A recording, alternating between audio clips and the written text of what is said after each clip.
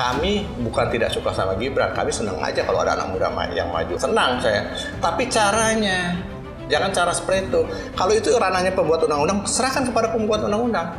Kalau itu ranahnya MK, putuskan oleh MK. Nah, ini ranahnya pembuat undang-undang diputus oleh MK. Ini yang kami bilang penyimpangan. Makanya kami ketika itu langsung menyatakan ini putusan gila.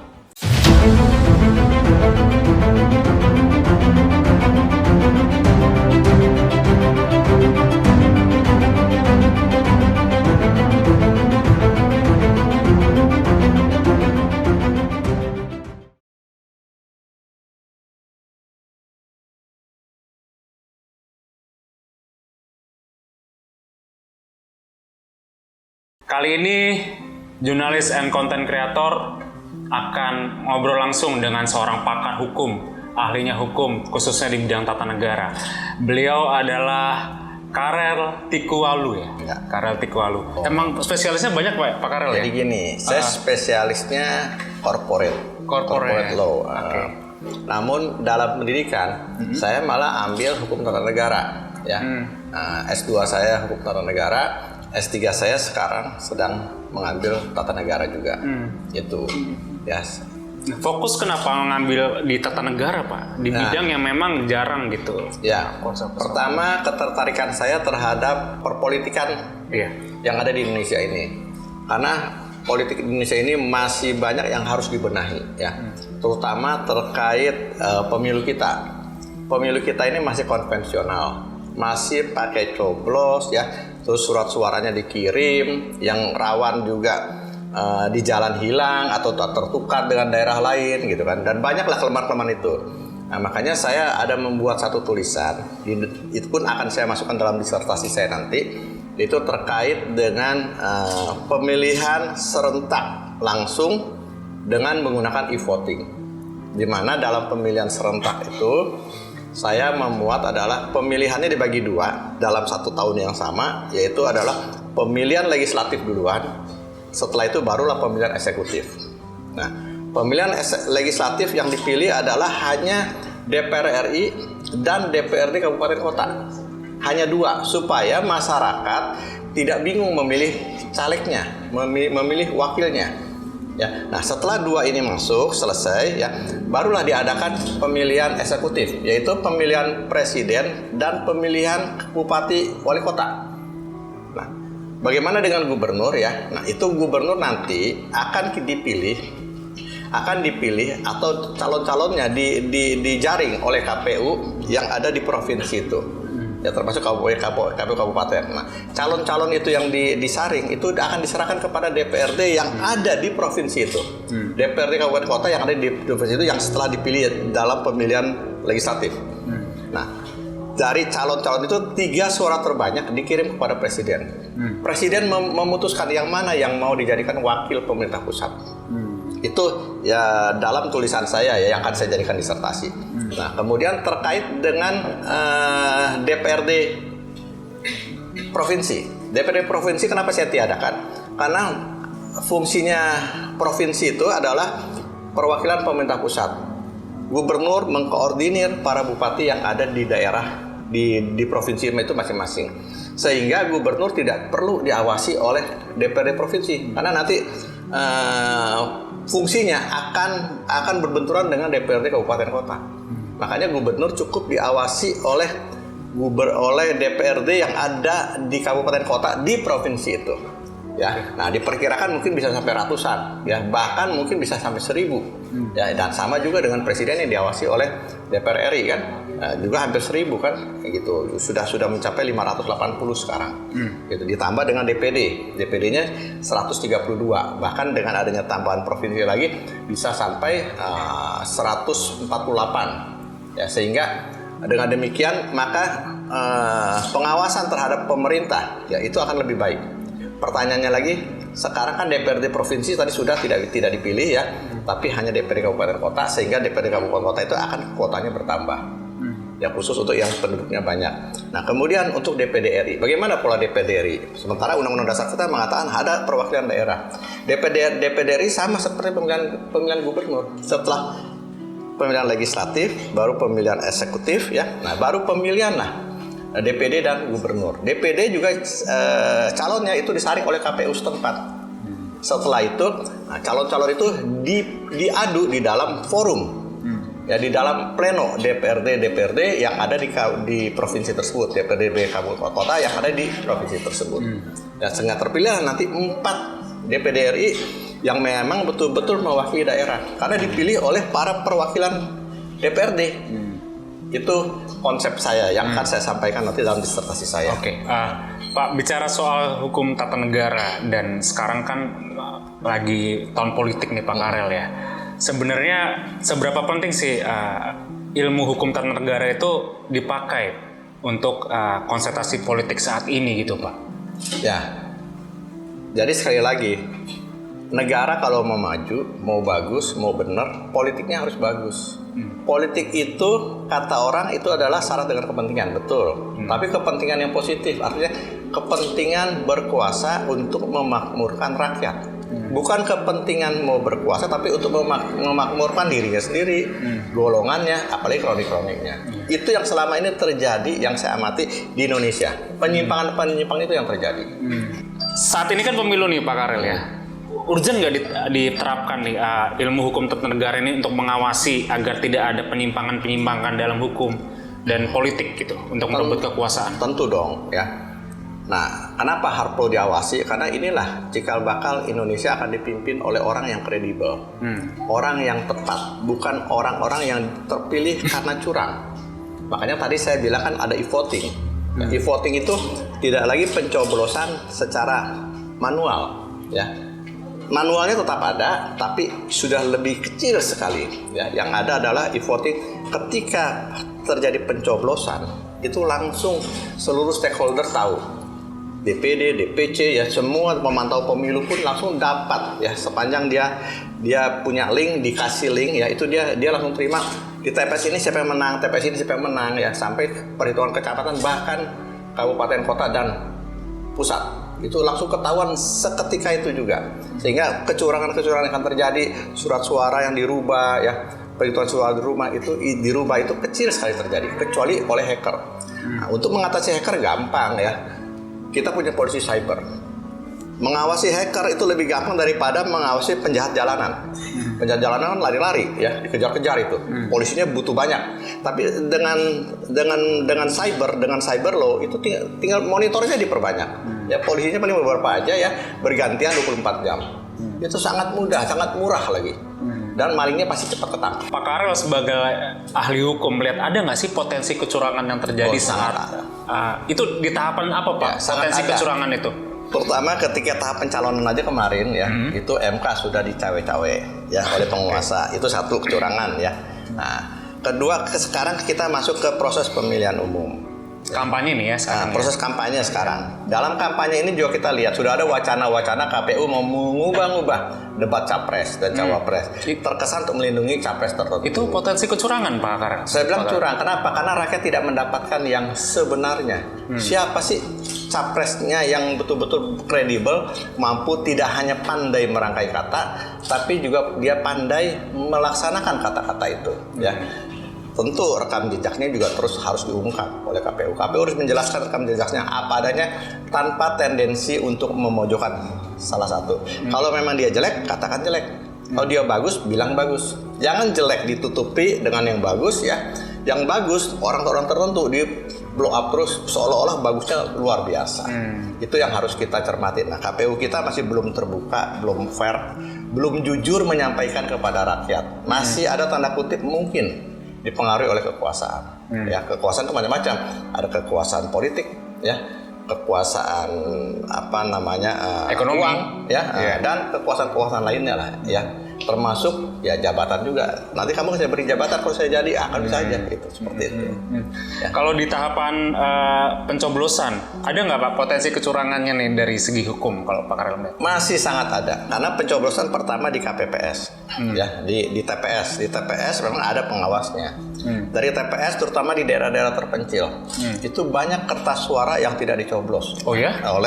Oleh para pemilih. Kenapa? Karena para pemilih kan lebih senang bertani, berkebun daripada dia harus buang waktu mencoblos. Ya, sementara dia nggak dapat penghasilan.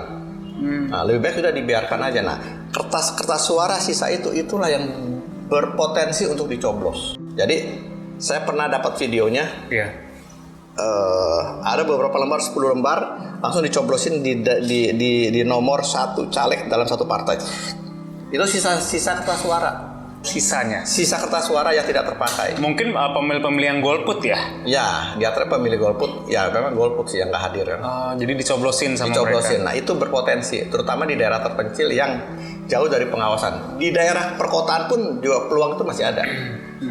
Gitu. Lebih besar potensi kecurangan pencoblosan itu terjadi saat untuk pemilihan caleg atau capres ya, Pak? Yang paling utama adalah caleg. Bisa caleg DPR RI. Caleg DPR RI lebih berpeluang, DPD RI lebih berpeluang lagi karena biasanya ini nggak gitu diperhatikan. Nah, yang paling kurang berpeluang adalah caleg DPRD kabupaten kota karena dia adalah orang lokal, saudaranya banyak yang ngawasin terus. Nah, perhitungannya kan cukup sampai kecamatan aja, kecamatan selesai, udah kabupaten tinggal nyalin. Kalau DPR RI kan perhitungannya terus sampai kabupaten, sampai provinsi, sampai pusat. Itu permainannya akan sangat rawan. Ya. Makanya petugas KPPS ini harus orang-orang yang benar-benar bersih, clean dan selektif, Pak ya, dalam apakah mudah mencari orang yang clean, bersih ya di dunia sekarang ini? Nggak mudah. Untuk menutup celahnya itu gimana Pak Karel agar tidak dicurangi? Ya itu yang saya bilang, pakai e-voting. E-voting ya? E-voting tinggal siapkan polisi cyber, kontrol semua 24 jam terus menerus bergantian mereka ya. Terus ketika rakyat mencoblos sekarang sepersekian detik udah nyampe ke mana-mana. Tapi kalau melihat infrastruktur KPU dari segi cyber kan kemarin aja ada isu kebocoran data. Apakah masih meyakinkan, Pak? Nah, kebocoran data itu adalah karena keteledoran. Saya bilang ya, keteledoran kenapa? Harusnya zaman sekarang sudah tidak bisa lagi ada kebocoran data. Ini karena apa? Polisi cyber kita juga harus kerja. Kalau polisi cyber kita nggak kerja ya itulah yang terjadi. Dan polisi cyber itu kerjanya lebih ringan dibandingkan patroli di jalan-jalan ya. Kalau di jalan-jalan kan makan bensin, makan waktu ya, makan tenaga. Penyimpangan juga besar terjadi ya? Penyimpangan besar terjadi. Kalau polisi cyber enggak. Kasih ruang yang nyaman, semua monitor ada, udah. Tinggal tongkrongin aja lihat itu. Ya sambil ngopi, sambil ngelihat ya bisa kan, santai. Artinya bisa lebih praktis juga ya? Iya, efektif dan efisien. Oke. Nah sekedar informasi juga ke pemirsa JCC, Pak Karel ini salah satu yang menggugat ini Pak ya, MK ya. Itu ceritanya gimana Pak Karel bisa? Jadi gini. Bareng Perkat Nusantara ya? Iya. Saya kan tergabung dalam Perkat Nusantara. Perkat Nusantara itu adalah pergerakan advokat Nusantara yang mau peduli terhadap nasib bangsa ini ke depan. Nah, pertama ketika uji materi ini masuk, semua yang terkait dengan pencapresan, terutama tentang usia pencapresan itu masuk. Kami sudah mengingatkan kepada MK, ya, yang namanya Anwar Uthman harus mundur, karena Anwar Uthman itu pasti punya benturan kepentingan ya, terhadap usia capres, termasuk juga seluruh hakim konstitusi. Kita minta jangan mengadili terkait usia. Kenapa? Karena dalam usia terkait usia itu bisa, kalau itu sampai dicawe-cawe oleh para hakim konstitusi, bukan mustahil besok lusa dia akan menyuruh orang untuk melakukan uji material terkait usianya dia supaya dia bisa seumur hidup jadi hakim konstitusi. Ya, gitu. Itu satu, benturan kepentingannya. Kedua, di dalam undang-undang dasar kita juga tidak diatur berapa usia capres dan cawapres. Itu hanya diatur oleh undang-undang. Ambigu juga itu ya? Iya, karena tidak diatur oleh undang-undang dasar, artinya gugatan atau permohonan uji materi ke MK itu tidak bertentangan dengan undang-undang dasar. Undang-undang itu tidak bertentangan karena tidak diatur. Nah, dan karena tidak bertentangan, maka itu kewenangannya pembuat undang-undang. Yaitu yang disebut open legal policy. Nah, ini ditabrak oleh MK dengan terbitnya yang dengan dikabulkannya putusan nomor 90 ini yang meloloskan seorang Gibran menjadi cawapres. Nah, kami bukan tidak suka sama Gibran, kami senang aja kalau ada anak muda yang maju. Anak saya juga anak muda kan, senang saya. Tapi caranya, jangan cara seperti itu. Kalau itu ranahnya pembuat undang-undang, serahkan kepada pembuat undang-undang. Kalau itu ranahnya MK, putuskan oleh MK. Nah, ini ranahnya pembuat undang-undang diputus oleh MK. ini yang kami bilang penyimpangan. Makanya kami ketika itu langsung menyatakan ini putusan gila. Nah, kami langsung ajukan ke MK untuk mengajukan bahwa ini ada pelanggaran etik berat. Dan kami minta sebetulnya Anwar Usman itu dipecat dengan tidak hormat. Namun sayangnya ya MK memutuskan hanya memberhentikan dari ketua MK saja. Itu yang sangat disayangkan. Berarti tidak puas Pak Karel dengan putusan ya, kemarin? Kami tidak puas, tapi tidak ada mekanismenya untuk melakukan banding. Ya sudah ya. Tapi namun kemudian ketika Anwar Usman curhat di media terkait dengan pemberhentian dia dan segala macam ya. Nah, itu ada peluang lagi kami untuk melakukan gugatan ke MK lagi. Nah, mudah-mudahan MK jilid 2 ini akan mengadili secepatnya. Dan kami minta Anwar Usman segera dipecat. Gugatannya apa tuh Pak? Gugatannya adalah bahwa Anwar Usman sudah melanggar etika. Etika yang pertama adalah sudah terbukti pelanggaran berat. Etika kedua adalah dia melakukan curhat ke media massa. Emang curhat tidak boleh Pak kalau di media massa? Ya, seorang hakim tidak boleh curhat-curhatan ya. Seorang hakim harus menyampaikan adalah sesuai dengan koridor hukum. Ini curhat ini kan curahan hati ya. Drama Pak ya? Iya, drama, dan dia jelek-jelekan juga hakim-hakim yang lain. Dia difitnah ya. Karakternya dibunuh. Nah, kita tanya, yang fitnah siapa? Kenapa kamu nggak laporkan ke polisi atau ke aparat penegak hukum yang lain? Nah, ini aneh kan? Dia curhat, ada yang fitnah, tapi dia nggak laporkan. Makanya kami bilang ini adalah pelanggaran etika yang kedua, yang lebih berat lagi. Berarti seorang hakim tidak boleh curhat di depan umum, apalagi soal kasusnya yang menimpa dia gitu Pak? Oh iya, nggak boleh. Dia dramatisir. Bukan mendramatisir ya. Dia mengomentari putusannya aja nggak boleh. Walaupun itu putusan sudah putus. Apalagi ini dia curhat ya dengan menjelek-jelekan hakim yang lain, lebih parah lagi nih. Gitu. Isi tuntutannya apa Pak Karel? Ya kita minta karena sudah terbukti yang pertama, yang kedua ini juga sudah terbukti. Kenapa sudah terbukti? Kami bilang curhatannya sudah nampak di media massa kan. Nah, kami minta pada MK jilid 2 untuk memberhentikan dengan tidak hormat. Dan tidak berhenti di situ aja. Kami juga sudah melaporkan ke KPK terkait pelanggaran etiknya dalam hal nepotisme dan kolusi. Nepotisme dan kolusi itu berdasarkan TAP MPR nomor 11 tahun 98 itu adalah bagian dari korupsi yang diharamkan ya oleh TAP MPR. Itu sekedar informasi Perkat Nusantara, Pak Karel juga ya sempat melaporkan ke KPK beberapa waktu lalu. Itu kelanjutannya gimana tuh Pak Karel? KPK sudah 2 kali meminta keterangan lagi sama kami dan kami sudah jelaskan ya, kita berharap KPK secepatnya segera melakukan penyelidikan, sekarang sedang berjalan, secepatnya segera melakukan penyelidikan yang lebih intens lagi sampai menetapkan seorang tersangka dalam penyidikan. Pak Karel yakin KPK bisa menetapkan tersangka melihat KPK saat ini?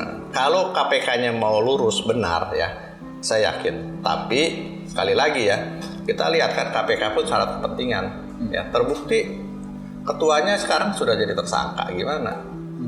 Gitu. Dengan mundurnya Firly atau dijadikan tersangkanya Firly kemarin, apakah KPK ini Pak Karel melihat bisa lebih baik gitu? Apalagi saat menerima laporan yang memang terlapornya bukan main-main nih di kasus KPK kemarin. Ya.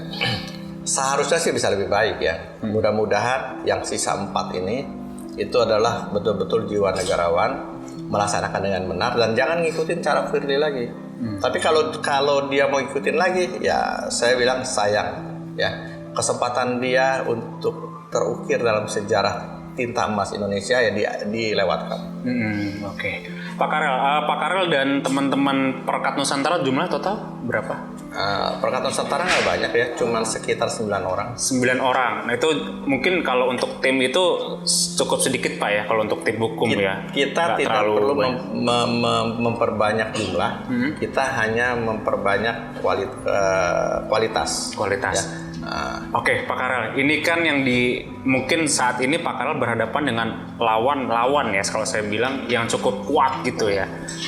Pernah nggak sih dapat tekanan-tekanan dari pihak tertentu saat mengajukan gugatan tersebut? Mungkin Pak Karel boleh share nih ke pemirsa JCC nih. Kalau tekanan secara langsung tidak ada. Oke. Ya, tapi tekanan-tekanan yang tidak langsung ya, entah dari si A, si B, si C, saya nggak perlu sebut namanya ya, itu ada, udahlah mundur aja lah ya, ngapain sih Itu asal seperti apa Pak tekanannya? Kalau bisa mungkin secara general ya bisa diceritain kalau nggak salah. Ya termasuk suruh hati-hati ya, hati-hati karena sudah didengar begini dan begitu ya. Tetap sih kita harus hati-hati, bagaimanapun kita manusia kan, pasti punya rasa takut ya, punya rasa khawatir, apalagi keluarga gitu kan. Tapi ya sekali lagi, di tengah keberhati-hatian kita tetap harus jalan terus ya, demi untuk bangsa ini, bangsa di mana anak cucu saya akan berdiam, akan berkarya di sini. Ada nggak Pak pihak-pihak yang mungkin dalam tanda petik melobi Pak Karel dan tim untuk udahlah nggak usah ngelanjutin lagi gugatan-gugatan tersebut? Ada nggak hal-hal seperti itu? Kayak gitu banyak ya, terutama teman-teman dekat ya. Ada juga orang-orang yang tidak saya kenal tiba-tiba ngundang gitu. Oh ya, seperti apa tuh Pak? Tiba-tiba ya ngundang, tapi kan saya harus waspada dong. Undangan ini undangan baik atau enggak gitu kan. Nah, akhirnya dari tanya jawab melalui WhatsApp ya, baru ketahuan oh arahnya ke sana. Ya sudah, saya bilang nanti kita cari waktu ya. Waktu deh, sampai sekarang saya belum pernah temuin dia. Ada nomor tidak terkenal, tidak dikenal, nelpon gitu. Sampai ada hal seperti itu ya? Nekannya nggak nekan kasar, nggak nekan vulgar ya, cuma seperti itu aja. Tapi itu resiko yang dihadapi ya bagi seorang lawyer yang ingin melakukan gugatan suatu perkara Pak Karel? Ya itu pasti resiko, tapi sampai saat ini resiko itu masih bisa kita atasi lah gitu ya. Karena mereka nggak kasar, nggak sampai ngancam gitu kan. Oke, Pak Karel, jika memang nanti di MK mentok, di KPK mentok, langkah hukum selanjutnya apa nih untuk perkara ini? Ya kita berbuat terus. Masalah mentok atau tidak ya kita serahkan saja nanti mekanisme yang ada. Yang penting berbuat dan berbuat. Positif perbuatannya, mudah-mudahan Tuhan nanti akan memberikan jalan yang terbaik buat bangsa ini. Itu bukan buat kami semata ya. Banyak orang bilang juga, wah ini Karel cari panggung nih gitu kan. Ada yang sampai menuduh itu Pak? Ada yang bilang gitu, cari panggung. Saya bilang ya, kalau saya mau cari panggung, gampang saya bilang kan. Saya bagi-bagi uang aja, rame-rame kan. Buat viral gitu ya? Saya habiskan misalnya uang saya 1 miliar ya. Rame itu pasti kan, viral saya. Tapi saya nggak. Kalau saya mendapatkan, gara-gara itu saya terus mendapatkan pemberitaan, mendapatkan panggung ya, itu bukan karena tujuan. Tapi karena itu karena akibat. Konsekuensi. Iya, gitu. Karena konsekuensi saya melakukan ini, makanya masuklah dalam pemberitaan. Bukan karena tujuan saya ingin diberitakan, tidak sama sekali. Murni karena ingin ada rasa keadilan ingin, ya? Terpanggil lah nurani keadilan kita. Tapi berpengaruh Pak terhadap cawapres nomor 2 jika nanti akhirnya gugatan tersebut, atau beliau ini tetap akan bisa ikut pilpres? Ya berpengaruh atau tidak kita serahkan kepada rakyat pemilih. Tapi kalau untuk terus ikut capres sepertinya iya. Karena ada putusan MK yang final and binding itu. Tidak bisa Padahal kalau kita telaah, kita pakai logika sehat kita aja. Kalau prosesnya nggak benar, masa sih hasilnya benar? Tapi karena ada final and binding inilah, makanya dianggap hasilnya benar, walaupun prosesnya nggak benar.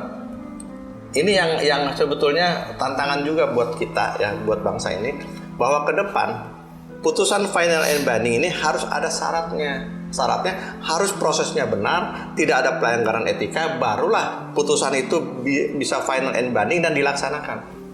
Kalau putusan final and binding ya tidak bisa dilaksanakan, kan bisa juga dianggap tidak sah. Final and bindingnya tetap, tapi tidak bisa dilaksanakan. Seperti apa yang dikatakan dalam Undang-Undang Kekuasaan Kehakiman Nomor 48 Tahun 2009 yang menyatakan pasal 17 menyatakan apabila dalam putusan itu ada yang tidak terjadi pelanggaran etika, maka putusan dinyatakan tidak sah. Gitu. Karena tidak sah, maka tidak bisa dilaksanakan. Dan para pelakunya itu bisa kena sanksi administrasi, bahkan pidana. Pelaku dalam arti kontestan tersebut? Bukan, si hakim. Si hakim tersebut. Tapi Pak Karel, ini berarti sudah tidak bisa dirubah ya putusan ini ya? Iya, nggak bisa. Karena mekanisme hukumnya udah nggak ada lagi. Kecuali itu dijalankan. Tapi mudah-mudahan itu menjadi perhatian dari rakyat banyak, bahwa kelahiran cawapres ini adalah diawali dengan cacat konstitusi. Ini berpengaruh nggak sih Pak terhadap penilaian masyarakat di level bawah? Saya nggak tahu ya di bawah atau bagaimana, tapi saya berharap mudah-mudahan ada pengaruhnya demi bangsa ini. Itu karena kalau sesuatu yang dimulai dengan curang, saya punya keyakinan kedepannya akan curang terus. Ini seperti bola salju ya? Ya, gitu. Kecurangan yang dibiarkan akan terjadi curang dan curang terus. Yang kasihan nanti rakyat akan dicurangi. Oke, menarik ini. Pak Karel, mungkin kita geser sedikit ke... Sekarang ini ada 3 kontestan ya, Pilpres. Ada Anies Baswedan, ada Prabowo Subianto, ada Ganjar Pranowo. Kemarin 2 minggu lalu debatnya sudah berlangsung seru nih, segala macam. Mungkin Pak Karel nonton juga ya. Nonton. Penilaiannya gimana nih Pak Karel dari segi-segi penegakan hukum? Bisa dokumentarin nggak satu-satu? Ya, kalau saya nilai, jujur ya, tanpa saya ada keberpihakan dulu kepada siapa capresnya. Kalau yang pertama, nomor 1 Anies itu ya? Anies itu bagus tutur katanya. Berbicaranya bagus. Tajam. Tapi sebagaimana rekam jejak yang kita tahu, Anies dalam melaksanakan apa yang dia katakan itu seringkali ya terseok-seok, bahkan tidak seperti yang dia katakan. Ya itu, bahkan dia bisa membuat istilah baru, entar rumah sehat lah, ya kan, dan macam-macam sejenis itu. Itu komentar saya berdasarkan rekam jejaknya. Dia menurut saya, bukan menurut orang lain ya. Artinya apa yang dibicarakannya kadang berbeda dengan kenyataan. Berbeda dengan yang dilaksanakan. Ini nomor 1 nih Pak. Nomor 1. Nah, yang nomor 2, ini lebih banyak menjual program Jokowi. Sepertinya dia nggak punya program. Ya, jalanin aja apa yang Jokowi bilang. Kalau Jokowi punya program jelek, ya dia akan jelek. Program Jokowi bagus, ya akan bagus. Program Jokowi yang bagus mungkin sudah selesai. Tinggal yang jelek-jeleknya ini yang sedang berjalan. Nah, dia akan dilaksanakan. Itu penilaian saya. Yang jelek-jeleknya seperti apa tuh Pak? Yang jelek-jeleknya misalnya contoh IKN. Ya. IKN ini tujuannya bagus ya. Tapi setelah sampai di sini kok banyak investor yang tidak mau ke sana. Bahkan akhirnya investor luar negeri pun tidak mau, investor lokal dipaksa harus mau. Dan itu menjadi jualan nomor 2. Ya kan, dipaksa harus mau, itu salah satunya ya. Padahal IKN ini kan harusnya dilepas dong, dibiarkan. Kalau itu bagus, pasti investor akan datang sendiri. Nggak perlu dipaksa-paksa. Itu ya. Bahkan undang-undangnya pun dibuat secepat mungkin itu. Saya pikir belum waktunya lah itu. Menurut Pak Karel, kenapa yang nomor 2 ini kok apa-apa Jokowi? Apa karena wakilnya anaknya atau gimana Pak Karel? Kurang percaya diri, kalau saya bilang. Kalau dia pakai dirinya sendiri, dia sudah buktikan bahwa dia sudah tidak terpilih. Jangan, udah 2 kali kan sebagai capres tidak terpilih, 3 kali satu kali sebagai cawapres. Artinya dia nggak percaya diri. Akhirnya dia jualan program Jokowi, apalagi kebetulan anaknya Jokowi ada di situ ya, dipaksakan. Apa ada titipan program mungkin dari apa? Titipan sih mungkin ada aja, tapi saya nggak yakin 02 akan melaksanakannya nanti gitu. Kalau dia sudah berkuasa mungkin akan lain lagi. Lupa lagi ya? Akan lain lagi ya, tidak akan melaksanakan sepenuhnya. Dia punya cara sendiri, cuma caranya cara spontan. Dia nggak rencanakan dari sekarang apa yang dia ketemukan nanti. Oke, yang nomor 3? Nah, kalau yang nomor 3, saya menaruh harapan. Walaupun saya belum tentu memilih dia. Ya, kenapa? Karena pertama saya lihat semua yang disampaikan itu agak masuk akal. Terus kemudian bisa dilaksanakan dalam hal program pro rakyat ya yang dilakukan oleh Ganjar. Kalau masalah penegakan hukum, kita bisa berharap banyak kepada Mahfud. Mudah-mudahan Mahfud betul-betul menegakkan hukum tanpa ada diskriminasi. Kita tahu Mahfud ini adalah tokoh Islam, ya, salah satu tokoh cendekiawan Islam. Tapi di dalam penegakan hukum kita tidak boleh membawa simbol-simbol seperti itu. Dan kita menaruh harapan banyak sama Mahfud. Pak Karel kan mungkin ahli hukum yang udah malang melintang ya di mana-mana ya. Termasuk dalam menilai orang tegas atau tidaknya itu pasti udah teruji lah. Pak Karel, saya mungkin akan bedah satu-satu ya. Mungkin paslon nomor 1 ini dari segi ketegasan seperti apa Pak Karel melihatnya? Ya, kalau mengacu kepada kepemimpinan dia di DKI, sementara saya kan di DKI. Warga sini ya. Nah, saya bandingkan dengan kepemimpinan Ahok, itu jauh. Ya, walaupun saya juga tidak setuju sama Ahok ya. Kenapa? Ahok itu kasar. Cara ngomongnya kasar, etika ngomongnya kurang bagus ya. Bahkan seringkali mempermalukan orang. Saya juga nggak setuju sama Ahok. Tapi Ahok punya ketegasan. Anies santun. Tapi ya banyak program dia yang nggak jalan sebagaimana yang dia katakan. Itu. Ada juga yang jalan sih, betul. Tapi yang jalan ini kan jadi jualannya dia. Yang tidak jalan kan nggak jadi jualannya dia. Kalau untuk diterapkan di Indonesia, apakah itu bisa ini Pak? Ya bisa aja sepanjang Anies pinter mencari menteri-menterinya. Mendapatkan menteri-menterinya yang bisa melaksanakan ucapannya dia, dan menterinya ini juga berani menyampaikan sama presidennya, ucapan kamu begini ya, kalau kamu rubah nanti repot, saya akan laksanakan ini. Oke. Begitu, mudah-mudahan ya kalau Anies jadi presiden dia bisa juga memahami ya, menteri ini juga punya kemampuan ya untuk melakukan apa yang direncanakan oleh Anies. Nah, kalau paslon nomor 2, kalau dari segi ketegasan, mungkin yang presidennya mantan tentara, sekarang menteri pertahanan. Apakah itu menjamin, Pak, penegakan hukum ke depan akan tegas, keras, atau justru malah kebalikan gitu dengan background beliau yang saat ini? Ya bisa aja, tapi sekali lagi saya bilang, pasang 02 ini kan jadi tentara kan karena kroni. Karena dia menantunya presiden. Umur 47 tahun sudah menjadi letnan jenderal. Bintang 3 loh sebelum umur 50. Dia kan diberhentikan ketika umur 47 tahun. Sudah bintang 3 itu. Ya, artinya apa? Dia bisa jadi jenderal bukan semata-mata karena kemampuannya. Karena ada di belakangnya mertuanya yang sangat berkuasa ketika itu, siapapun nggak ada yang mari nentang. Dari situ kita bisa lihat kan. Itu. Jadi ya orang seperti ini bagaimana ya kita bisa harapkan tegas ya tegas. Ya tegasnya kan kenapa? Karena kan ada backingnya. Kalau nggak ada backingnya mungkin dia juga akan kompromi lah. Oke. Nah, yang nomor 3, ketegasan apa yang dibutuhkan mereka nih untuk membereskan persoalan hukum di Indonesia? Saya cuma berharap kepada nomor 3, jangan lagi ada diskriminasi. Contoh ya yang saya sangat tidak setuju. Ketika Ganjar setuju melarang U20 bermain karena ya U20 Piala Dunia sepak bola bermain di Indonesia karena ada tim Israel. Dan kita kasih tahu, Israel itu ada di dunia ini bukan karena kehendaknya dia, tapi kehendak Tuhan loh. Ya, artinya kita harus menerima seburuk apapun dia. Namun ini kan olahraga, bukan politik. Ganjar harus bisa membedakan antara politik dengan olahraga. Politik ya kita memang bermusuhan sama Israel, tidak suka dengan Israel. Oke, tapi olahraga ini jadikan jembatan perdamaian. Supaya yang kita tidak suka dari Israel melalui olahraga ini bisa Israel kita jinakan. Jangan olahraga ini dimusuhi juga. Nah, olahraga ini kan nggak salah, biarkan bermain ya. Bagaimanapun sejahat-jahatnya si orang Israel ini, tetap dia manusia ciptaan Tuhan. Tugas kita adalah bagaimana membuat dia menjadi tidak jahat lagi. Itu loh ya. Nah, makanya salah satu sarannya adalah olahraga. Masa olahraganya juga dilarang, ya repot lah. Oke, menarik bicara ya. Pak Karel, sekarang sibukan apa nih? Lebih ke lawyer atau ada bantuan hukum juga yang mungkin dikelola Pak Karel saat ini? Saya pertama pasti lawyer ya, karena itu kan boleh dibilang buat makan sehari-hari. Terus di samping itu kan ada amanat dari Undang-Undang Advokat Nomor 18 Tahun 2003 yang menyatakan bahwa advokat juga harus punya ya bantuan hukum cuma-cuma. Makanya kita bentuklah di sini di kantor saya ini Pusat Bantuan Hukum Cuma-Cuma, yaitu PBH Pradi. PBH Pradi. Itu tugasnya apa saja Pak Karel? Tugasnya membantu masyarakat yang termarginal ya.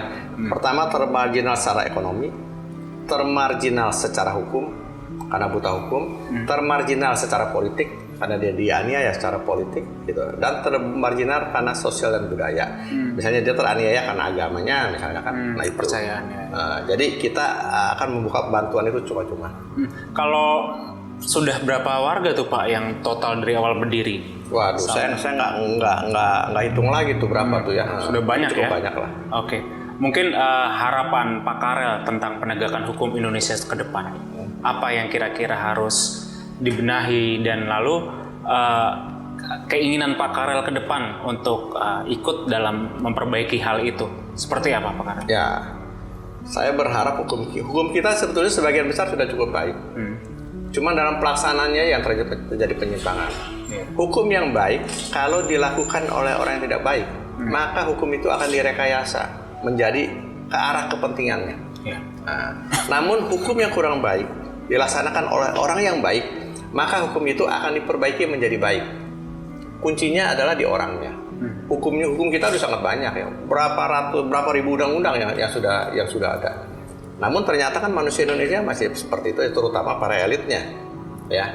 Dan kita lihat seperti itu, para elitnya seperti itu, dan Dimana kita ingatlah ketika Jokowi pertama menjadi presiden, dia ingin menerapkan nawacitanya Soekarno, yaitu perbaikan mental. Sudah berhasil Pak Karel?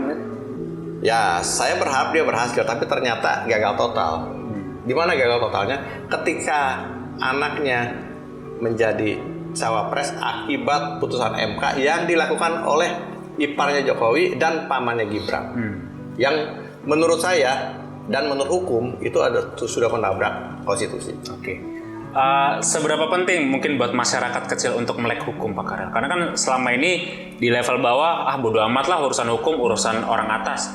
Seberapa penting masyarakat kecil Indonesia atau di level akar rumput ini paham soal aturan hukum? Ya, masyarakat kita kenapa bisa apatis? Ya karena kelakuan elitnya juga ya. Contoh, masyarakat kalau urusan sama polisi aja, wah udah ada mesti siapin duit nih. Paling nggak gitu, walaupun dia merasa benar, dia tetap harus siapkan uang. Padahal polisi kita itu digaji oleh negara dengan gaji sekarang yang sangat layak, ya. Itu. Tapi kesan seperti itu masih ada. Itu yang membuat kita juga nggak habis pikir ya. Apalagi sekarang katanya ya, karena saya belum pernah ditekan oleh polisi. Katanya polisi sudah mulai menekan. Contoh ketika Butet ya mengadakan pertunjukan seninya ditekan sama polisi. Dan menurut saya Butet nggak bohong lah ya. Buat apa juga dia bohong sih? Apa untungnya dia bohong? Itu. Artinya yang tukang membersihkannya ini juga harus bersih ya Pak ya? Harus bersih, pasti harus bersih. Harus bersih. Makanya KPK diciptakan kan. KPK diciptakan karena polisi kita, kejaksaan kita itu tidak bersih. Namun sayangnya KPK sekarang jadi ikut-ikutan nggak bersih. Harusnya KPK yang membersihkan kan. Nah inilah siapa yang salah? Pasti yang salah adalah presidennya. Kenapa? Presidennya yang menciptakan itu. Ya, kalau presidennya tegas, jelas ya, pasti nggak akan main-main. Nah inilah yang menjadi PR capres-capres kita ke depan Pak Karel ya, betul. Yang harus dibenahi. Betul. Oke, Pak Karel, terima kasih ya atas waktunya. Ya. Sampai berjumpa di video berikutnya. Mungkin buat teman-teman jangan lupa untuk komen di bawah. Kalau mungkin ada pernyataan dari Pak Karel yang menarik, bisa di komen di bawah. Lalu jangan lupa untuk di like juga video kami. Dan ini nih yang penting nih, di subscribe terus JCC Network supaya kami bisa memberikan informasi yang bermanfaat buat pemirsa semua. Sampai bertemu di video berikutnya. Terima kasih. Terima kasih. Pak Karel, makasih ya. Terima kasih.